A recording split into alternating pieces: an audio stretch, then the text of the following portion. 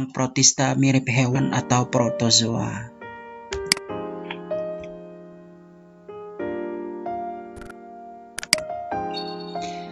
Beberapa ciri-ciri umum dari protista mirip hewan atau protozoa.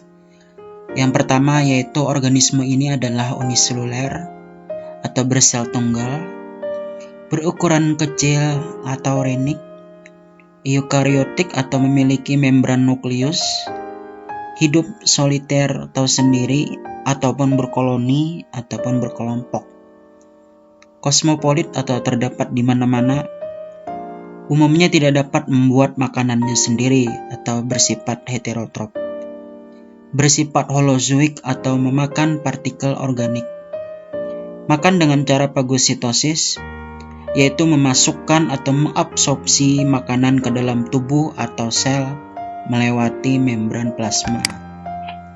Ciri berikutnya yaitu hidupnya bebas di alam, tempat berair seperti sawah, sungai, danau, air laut, atau hidup sebagai parasit di dalam tubuh manusia dan hewan.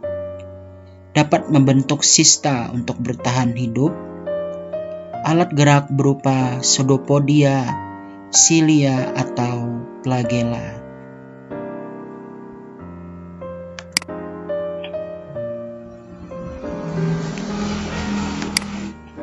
Klasifikasi. Protozoa secara umum memiliki 4 kelas yang dibedakan berdasarkan alat geraknya. Pertama, rhizopoda, berasal dari kata rhizoid yang berarti akar dan podus yang berarti kaki. Nama lain rhizopoda adalah sarcodina. Semua protozoa yang bergerak dengan menggunakan pseudopodia atau kaki semu, itu adalah pengertian dari rhizopoda.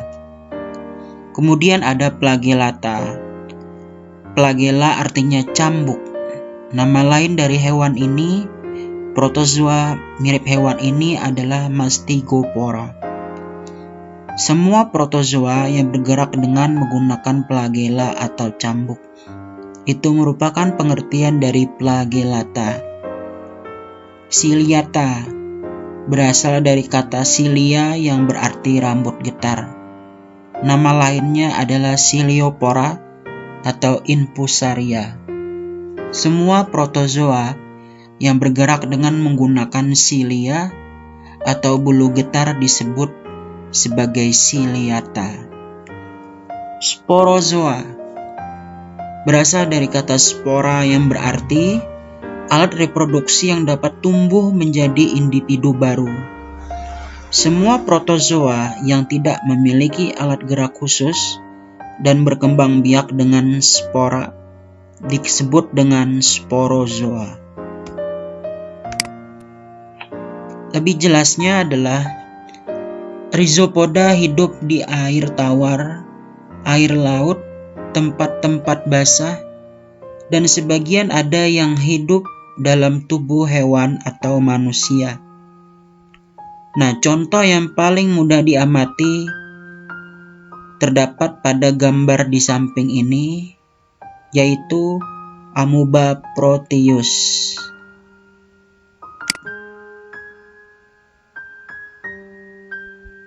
Berukuran kurang lebih 50 mikrometer, diamati oleh Dr. Wegner.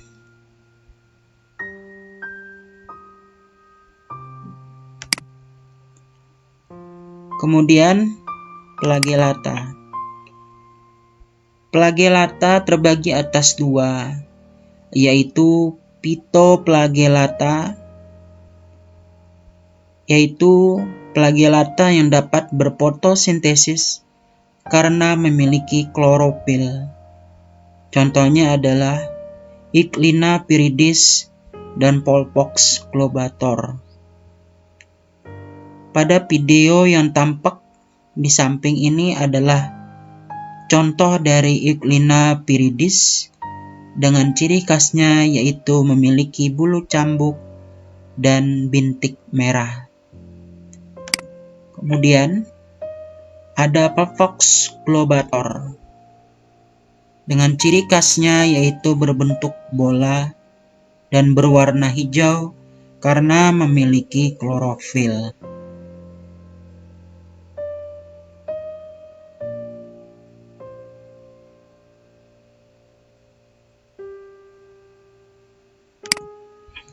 Berikutnya adalah Zooflagellata. Zooflagellata adalah flagellata yang tidak berkloroplas dan menyerupai hewan.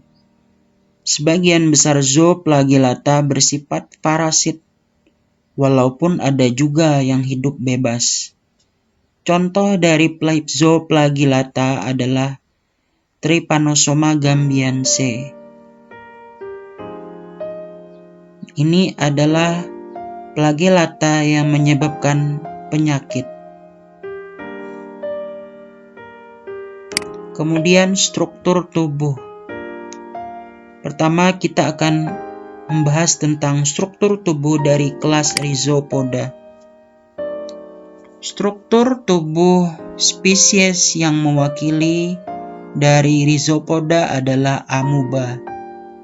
Dapat dilihat amuba memiliki vakuola kontraktil, endosplasma, ektoplasma, dan pseudopodia.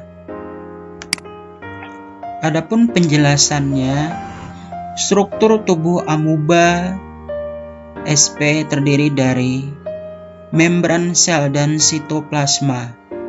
Pada bagian luar tubuh amuba terdapat membran sel atau membran plasma yang menyelubungi tubuhnya. Di sebelah dalam terdapat sitoplasma yang dapat dibedakan menjadi ektoplasma, yaitu sitoplasma bagian luar, dan endoplasma, yaitu sitoplasma bagian dalam. Inti sel atau nukleus. Inti sel berfungsi untuk mengatur seluruh kegiatan yang berlangsung di dalam sel. Kemudian ada vakuola kontraktil atau rongga berdenyut. Di dalam sel amuba terdapat pula vakuola berdenyut, yakni vakuola yang senantiasa mengembang dan mengempis guna memompa sisa makanan berbentuk cair keluar sel melalui membran sel. Vakuola kontraktil berfungsi sebagai organ ekskresi sisa makanan. Kemudian ada pseudopodia. Ini merupakan alat gerak dari amuba.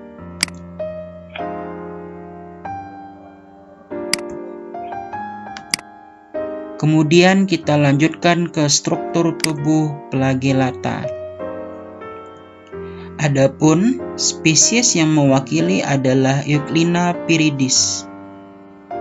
Nah, dia memiliki bintik mata, ada kloroplas, ada nukleus. Struktur tubuh Euglena viridis. Tubuhnya memiliki lapisan pelikel. Pelikel adalah lapisan luar yang terbentuk dari selaput plasma yang mengandung protein. Memiliki vakuola makanan yang berfungsi sebagai alat pencernaan. Memiliki flagella yang berfungsi untuk menghasilkan aliran air dengan menggoyangkan flagella. Selain itu, flagella juga berfungsi sebagai alat gerak. Selanjutnya kita akan membahas tentang struktur tubuh kelas Heliata. Adapun spesies yang mewakili adalah Paramecium caudatum. Jadi Paramecium caudatum memiliki makronukleus, ada vakuola makanan, ada mikronukleus, ada vakuola kontraktil, ada silia. Sekali lagi, tadi ada makronukleus yang terdapat di tengah, kemudian ada mikronukleus, ada vakuola makanan, ada vakuola kontraktil, dan ada silia. Struktur tubuh Paramecium caudatum. Tubuh diselimuti oleh silia. Silia yang menyelubungi seluruh permukaan tubuh utama disebut silia somatik. Ciliata mempunyai dua tipe inti sel atau nukleus, yaitu makronukleus dan mikronukleus. Makronukleus diperlukan untuk pertumbuhan, perkembangbiakan, dan fungsi seluler. Sedangkan mikronukleus merupakan bahan inti yang dipertukarkan selama konjugasi. Ciliata tidak mempunyai struktur khusus untuk pertukaran udara dan ekskresi, tetapi mempunyai organel yang berfungsi menjaga keseimbangan air di dalam tubuhnya, yaitu vakuola kontraktil. Di bagian luar sel terdapat pelikel yang menyelubungi sel. Selain itu terdapat pula vakuola makanan yang berfungsi untuk mencerna dan mengedarkan makanan. Kemudian kita lanjutkan ke kelas sporozoa. Kelas sporozoa mempunyai struktur tubuh sebagai berikut. Tubuhnya berbentuk bulat panjang. Ukuran tubuhnya hanya beberapa mikron, tapi dalam usus manusia atau hewan dapat mencapai 10 mm. Tubuh terbentuk dari kumpulan tropozoid memanjang. Di bagian anterior terdapat kompleks apikal berupa kait, pengisap atau filamen sederhana untuk melekatkan diri pada inang. Kompleks apikal hanya terlihat dengan mikroskop. Contoh sporozoa adalah Plasmodium sp. Kemudian kita akan melanjutkan ke topik cara reproduksi. Cara reproduksi pada protista mirip hewan dapat kita bagi menjadi dua, yaitu aseksual dan seksual. Untuk kelas pertama yaitu Rhizopoda, aseksualnya dengan membelah diri, sedangkan seksualnya tidak ada atau belum diketahui. Kemudian untuk kelas Ciliata, aseksualnya melalui pembelahan biner, sedangkan seksualnya melalui konjugasi. Sedangkan pada Flagellata, aseksualnya melalui pembelahan diri, yaitu pada Petoflagellata, dan pembelahan diri longitudinal, yaitu pada Zooflagellata.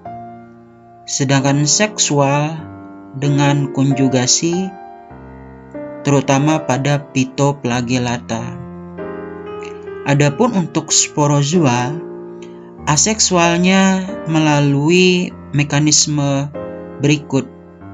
Pertama yaitu skizogoni, yaitu pembelahan diri yang berlangsung di dalam tubuh inang tetap, dan sporogoni, yaitu pembentukan spora yang berlangsung pada inang perantara atau hospes intermediate.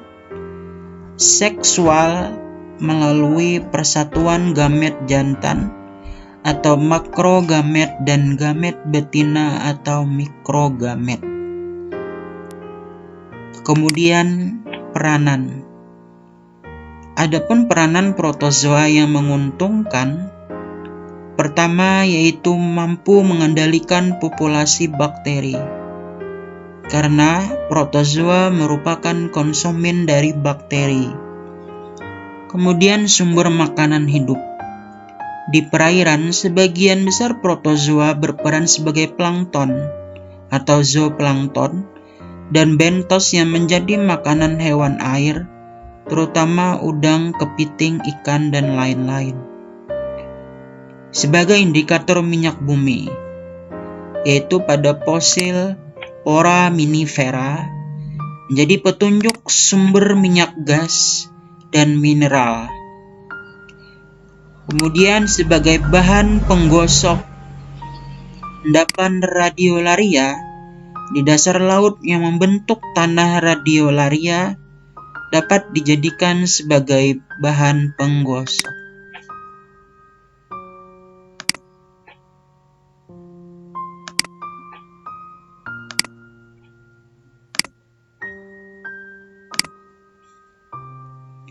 Peranan protozoa yang merugikan.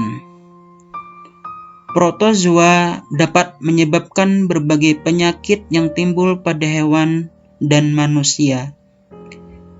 Contohnya adalah penyakit disentri yang disebabkan oleh Entamoeba histolytica, kemudian diare atau balantidiosis disebabkan oleh Balantidium coli. Ini adalah gambar dari organisme Balantidium coli. Kemudian penyakit tidur Afrika yang disebabkan oleh Trypanosoma gambiense. Kemudian ada toxoplasmosis atau penyakit tokso yang menyebabkan kematian pada janin. Ini disebabkan oleh Toxoplasma gondii. Salah satu cara penularan toksoplasma adalah melalui kotoran kucing, karena protozoa ini hidup secara alami di dalam usus kucing. Kemudian ada malaria tertiana, disebabkan oleh Plasmodium vivax. Kemudian ada malaria quartana, disebabkan oleh Plasmodium malaria. Kemudian ada malaria tropika, disebabkan oleh protozoa dari Plasmodium falciparum. Kemudian ada penyakit kala-azar, disebabkan oleh protozoa Leishmania donopani. Dan penyakit sura atau penyakit pada hewan ternak yang disebabkan oleh Trypanosoma epansi.